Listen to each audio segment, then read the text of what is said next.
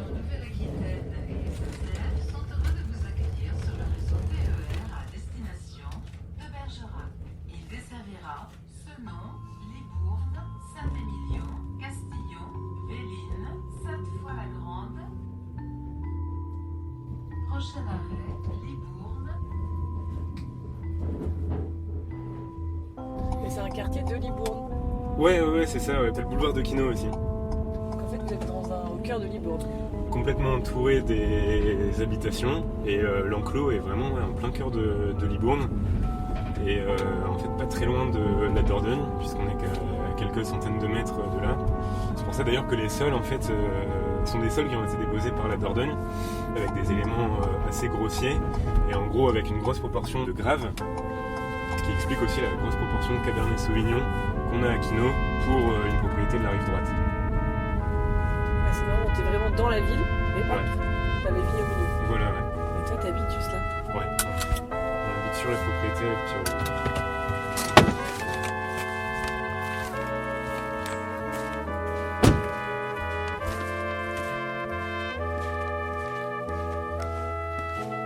le... Libourne, un matin d'automne. Ok. Pierre-Paul Beauce, le responsable technique de Château Quinault-l'Enclos, nous emmène pour une visite guidée de ce grand cru encore méconnu de Saint-Émilion. Au cœur de la ville et à 5 km seulement de son mythique grand frère, Château Quinault-l'Enclos fait office de laboratoire pour les équipes de Château Cheval Blanc. Nouveau matériel végétal, agroforesterie, élevage, ici on teste, on expérimente à la vigne et au chai pour que ce grand terroir de Grave exprime au mieux sa signature au jus.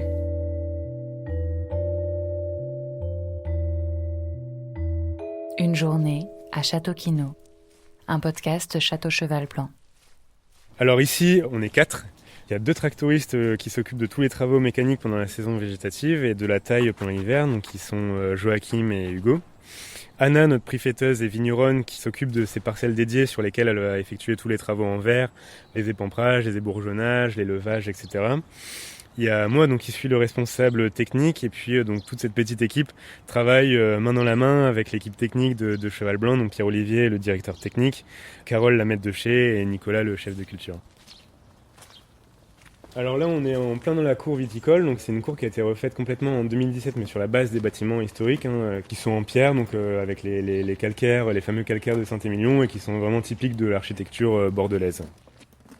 On a et le cuvier et le chai, en même temps qui jouxtent la partie viticole, donc avec les tracteurs et tout le matériel de viticulture.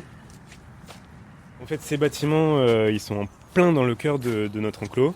Et ils sont donc entourés du parcellaire, des vignes, donc avec une partie nord avec plutôt des vieilles vignes et une partie sud qui est plutôt constituée de nos jeunes vignes. L'idée c'est qu'on s'est retrouvé en 2008 avec un vignoble plutôt vieillissant, avec un matériel végétal qui n'était pas forcément adapté au sol de Quinault. Et l'idée ça a été de remettre le bon cépage avec le bon porte-greffe au bon endroit, sur les bons sols, et c'est pour ça a été entrepris tout ce travail de restructuration. Donc on a pas mal arraché et replanté. Aujourd'hui on a un vignoble qui est plutôt jeune, avec pas mal de jeunes vignes, et on continue encore ce travail, toujours dans la même idée de mettre le bon matériel végétal au bon endroit. Avant de replanter, les sols ont été cartographiés pour révéler au mieux les richesses de ce terroir de Grave. Alors là, on est sur la parcelle 4A qui s'appelle Côté Chai et c'est une parcelle de Cabernet Sauvignon qui a été plantée en 2019. Sur Quinault, on est à 65% de Merlot, 15% de Cabernet Franc et 20% de Cabernet Sauvignon. Un encépagement qui est assez typique avec cette forte proportion de Cabernet, puisque Cabernet Franc et Cabernet Sauvignon confondus, on est quasiment à 40% de l'encépagement, ce qui est plutôt assez élevé, sachant que dans le Libournais, c'est plutôt le Merlot qui est prédominant, au moins 80% de l'encépagement.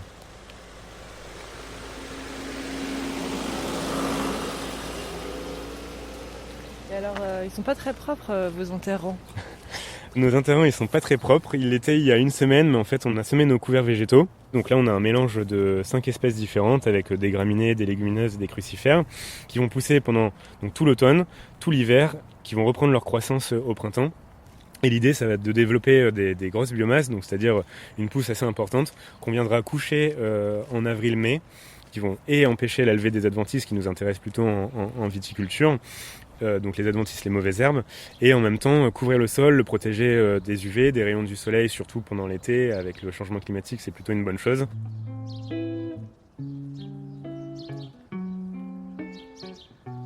On a commencé à voir toutes les contraintes liées au changement climatique et surtout l'impasse dans laquelle on se situait si on continuait notre viticulture de cette façon. On s'est dit quels pourraient être les leviers pour essayer de limiter les effets du changement climatique sur notre vignoble et surtout sur les cépages, et notamment le merlot, qui commençait à être un peu dans les limites de son enveloppe climatique dans le Bordelais. Un des leviers, ça a été de se lancer dans le projet agroécologique, dont l'un des piliers, c'était tout simplement les couverts végétaux. Couverts végétaux, mais aussi élevage et agroforesterie. Quinault renoue avec la polyculture. Les arbres ont retrouvé leur place parmi les vignes.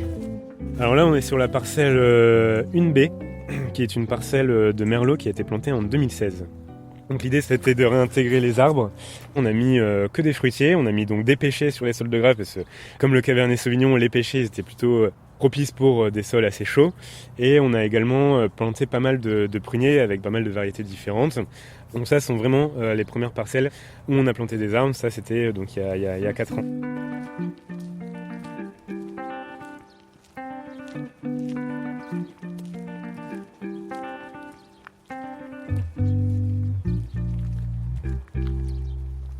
Quinault, ça a été racheté en 2008 par Cheval Blanc et depuis ça en est devenu un peu son laboratoire expérimental, un petit peu comme la start-up de Cheval Blanc où toute la matière grise de l'équipe technique tente et expérimente plein de choses nouvelles. L'agroforesterie, on a vu que ça fonctionnait. Quelles étaient aussi les contraintes liées aux arbres. Par exemple, effectivement, le passage des tracteurs, c'est une contrainte, donc il faut s'adapter, tailler, palisser les arbres pour que ça n'en soit plus une. On commence à voir l'effet d'ombrage sur la vigne en plein été. Les oiseaux, c'est pareil, on commence à en voir un peu plus. On a installé aussi des nichoirs sur toute la saison pour avoir des nidifications. On a pas mal de nichoirs qui ont été occupés par des espèces différentes. Mais pour l'instant, les arbres, encore une fois, sont pas assez développés pour avoir un réel effet d'abri pour les oiseaux. Pour les insectes, c'est pareil, on mesure tout ça et on voit effectivement beaucoup plus d'insectes qui s'installent dans les parcelles, notamment pendant les périodes de floraison des couverts végétaux. On choisit en fait nos couverts végétaux de façon à avoir les floraisons les plus étalées possibles, entre les floraisons des moutardes, des radis chinois et des trèfles incarnats. Et en fait, il y a une multitude d'insectes qui viennent se nourrir des fleurs des couverts végétaux. Donc ça, oui, on a un réel impact là-dessus. Allez, on va devant le château.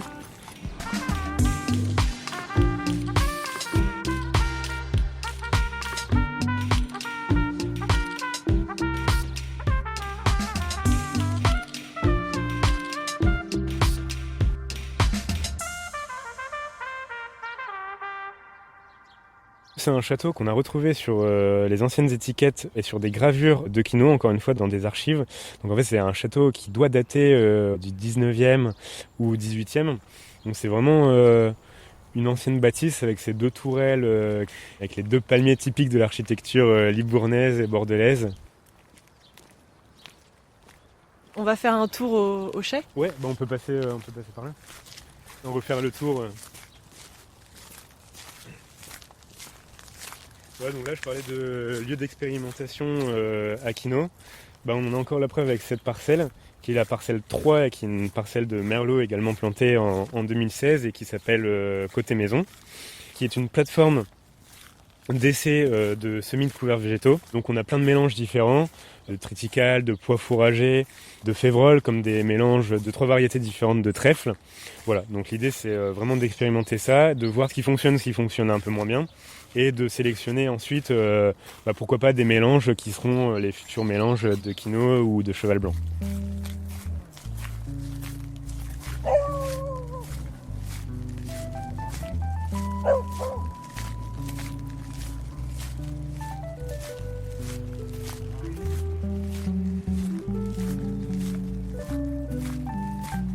La parcelle dont on parlait tout à l'heure sera replantée avec des jeunes vignes.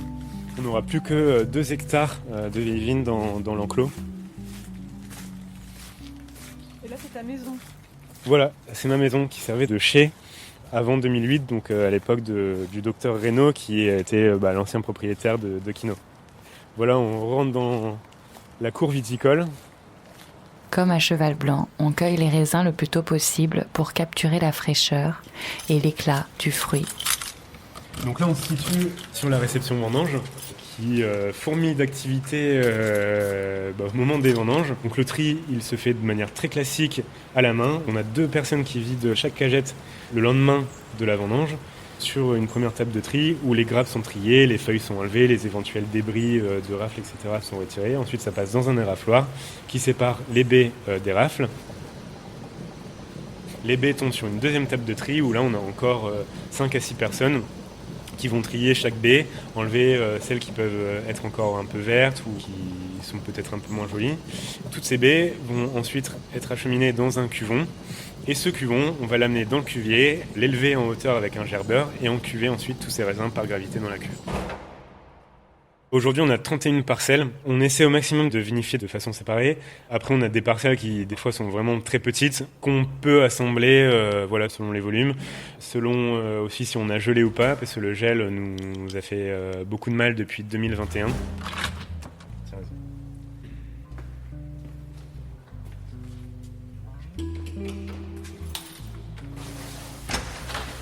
Donc là, on est dans le cuvier qui a été donc refait en 2017 avec des volumes de cuve différents, encore une fois pour faire justement ces vinifications parcellaires, pour s'adapter à notre parcellaire. Donc on vinifie tout en cuve béton, exactement comme à Cheval Blanc. Il y a 21 cuves béton et ensuite on a quelques cuves inox de beaucoup plus petite capacité qui nous servent quand le volume de la parcelle ne tombe pas forcément pile poil avec le volume de cuve. Sur chacune des cuves, on a notre petit panneau et l'ardoise où on a le numéro de la cuve qui permet d'identifier et de se repérer dans le cuvier avec son volume. Là, par exemple, on a la cuve numéro 1 qui fait 41,7 hectolitres.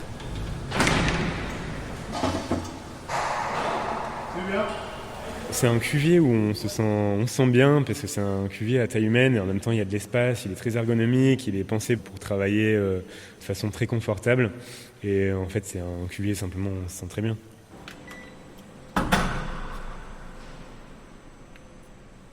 Donc là c'est notre cuvier annexe avec justement ces cuves inox de plus faible capacité. On a notre laboratoire qui est simplement une grande verrière qui donne sur le vignoble et qui est assez sympa et c'est là où on prépare nos crèmes de levure. Et après nos vinifications et donc la cuvaison de chacune des parcelles, on a en décembre le travail d'assemblage de toutes ces parcelles qui sont restées isolées une à une depuis l'encuvage. Donc l'idée, c'est que Kino, c'est un seul et unique vin, du fait des terroirs homogènes. Chaque parcelle rentre dans Kino, rentre dans l'assemblage de Kino, donc évidemment on fait tout pour que les parcelles soient au niveau, il n'y a pas de raison qu'elles ne le soient pas. Mais en décembre, on va regoûter chacune des parcelles, puis les assembler toutes ensemble, avant donc de les entonner dans le chai à barrique. Au chai aussi, les choses changent. Si l'élevage en amphore reste expérimental, les foudres remplacent peu à peu les traditionnelles barriques bordelaises. Aujourd'hui, on est sur une majorité de foudres. Un foudre, c'est comme une énorme barrique ovale qui fait 20 hectos, qui est plutôt verticale et qui en fait fait quasiment 10 fois le volume d'une barrique bordelaise. Donc l'idée, c'est vraiment de jouer sur ces différentes capacités, sur ces tonneliers différents qui ont chacun leur propre marque, qui mettent leurs pattes dans les chauffes. Et ça change le goût du vin d'élever dans des tonneaux ou dans des foudres qui sont donc beaucoup plus gros ? Ouais, alors ça change complètement. En gros, ce qui joue ici, c'est vraiment le rapport volume-surface, donc le rapport entre le volume de vin qu'il y a dedans et la surface avec laquelle il est en contact, donc la surface boisée. On veut avoir des boisés qui soient beaucoup plus intégrés, des vins qui s'élèvent en masse. Ça en fait finalement des vins beaucoup plus onctueux, avec beaucoup plus de matière en milieu de bouche. Et c'est vraiment ce qui convient à Kino. Cet élevage en gros contenant nous persuade aussi d'une chose, c'est que Quinault en fait mérite d'être élevé plus longtemps. Donc là on est en train de faire des essais également d'élevage un peu plus long pour voir où situer l'élevage idéal de Quinault. Est-ce que en fait c'est 12 mois, est-ce que c'est plutôt 14 mois, 16 mois, 18 mois ou 24 mois?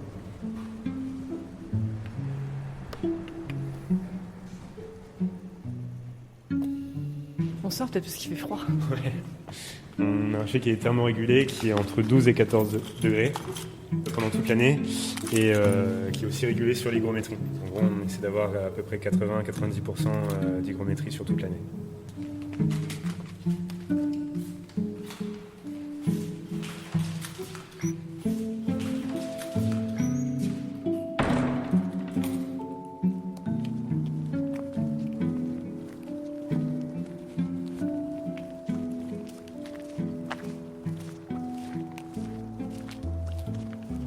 Quinault, l'idée c'est que ce soit un vin qui soit à la fois sexy dans son jeune âge, qui soit bon à boire dans son jeune âge, et en même temps qui soit un vin de garde. Et ça, ce sont vraiment ces terroirs qui nous permettent de jouer avec ça, parce qu'on a des terroirs chauds, avec des merlots qui ont ce côté sexy et qui ont ce côté juteux, fruité, et en même temps avec une grosse proportion de Cabernet Sauvignon qui, eux, vont beaucoup plus jouer sur la charpente, sur la densité du vin et du coup sur sa capacité de garde. De loin, mon millésime préféré, c'est le 2018. Je pense que 2018 a vraiment marqué un point tournant majeur dans les vins de Quinault. Quand on goûte, on a vraiment déjà ce nez de fruits rouges, croquants, juteux en premier nez. Et puis après, on arrive de suite sur des arômes pâtissiers, des arômes d'élevage, des notes empyromatiques qui sont intégrées avec tout ce côté fruité. Et puis en bouche, on a des belles densités. Et encore une fois, des vins qui sont très juteux, qui amènent une fin de bouche qui est longue, qui est en même temps sur la tension, qui montre que Quinault, c'est vraiment un vin de garde. Autant ce week-end, je vais pouvoir ouvrir un 2018 sur une entrecôte avec mes copains, autant on va pouvoir le réouvrir dans 10-15 ans et on aura encore un vin qui sera juste exceptionnel à boire. Comme son grand frère, Château Quinault l'Enclos mise sur la sincérité du terroir pour faire de grands vins. Les terroirs sont très très différents, donc évidemment ça va se retrouver dans ces différences entre ces deux profils de vin. On retrouve en tout cas le même esprit de la vinification de Cheval Blanc, en fait des vinifications qui sont finalement simples, on exclut toute fioriture. Le point commun entre Cheval Blanc et Quinault, c'est simplement qu'on ne ment pas. On fait des vins qui sont justes, qui représentent leur terroir, et c'est la plus grosse caractéristique de vinification et l'élevage de cette maison.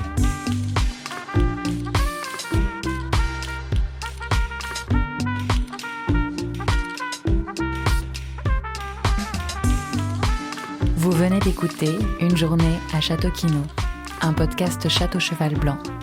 Musique et réalisation, Samuel Hirsch. Production, Studio Fact Audio.